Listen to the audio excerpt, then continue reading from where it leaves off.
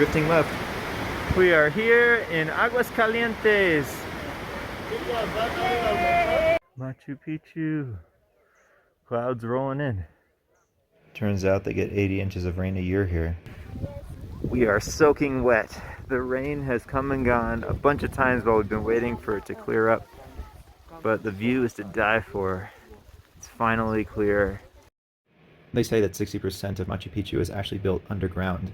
And that's because when the Incans made it in the 14th century, they started for many years on just perfecting these underground steps, these lattice structures that you can see all along. It's not crop fields, although that's what it's used for later. It actually is 2 to 3 meters deep and consists of varying amounts of stone that allow any water to just sink into the earth, and it gets funneled to a safe place so that there's no erosion at all in this site over 500 years now. I've been looking for this. So this is what Machu Picchu looked like originally. So they all had basically wooden and thatched roofs. So they were all different buildings. One great reason that they chose this area to build was there was so much granite here. These stones were actually part of the original quarry where they took the rocks and they moved them around to build the site. You can see how big the quarry is from here.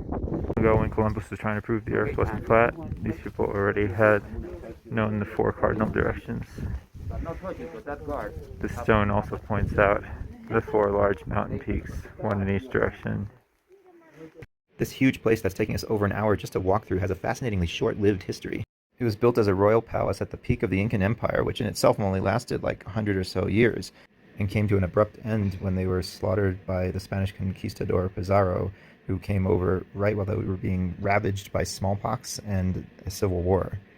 Meanwhile, Machu Picchu, in the context of all this, simply became forgotten, and even though the Spaniards literally sacked and destroyed all Incan towns, they never found out about Machu Picchu, so it remained untouched.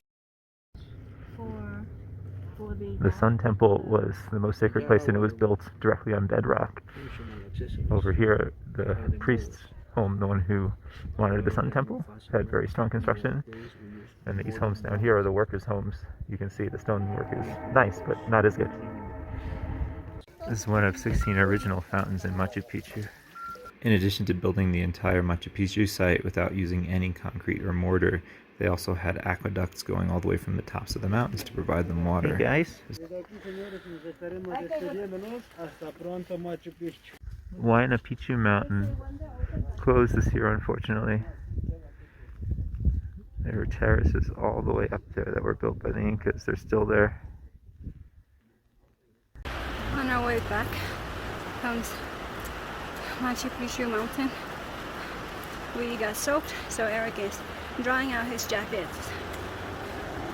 Today is Independence Day, the bicentennial, July 28th, and in Peru they celebrate the indigenous culture of having the devil as good spirits and good luck when you're brought into the afterlife. The devil is symbolized by a clown. El Diablo! El Diablo! I've had trouble looking this up, and I wish I had more time to understand this fascinating bit of culture, but the devil masks really are everywhere that you go around Machu Picchu and Cuzco, in their art and decorations on their walls. Everyone uses these carts to transport their goods. How convenient. This is chicha morada, a traditional Peruvian drink made of purple corn. Cheers.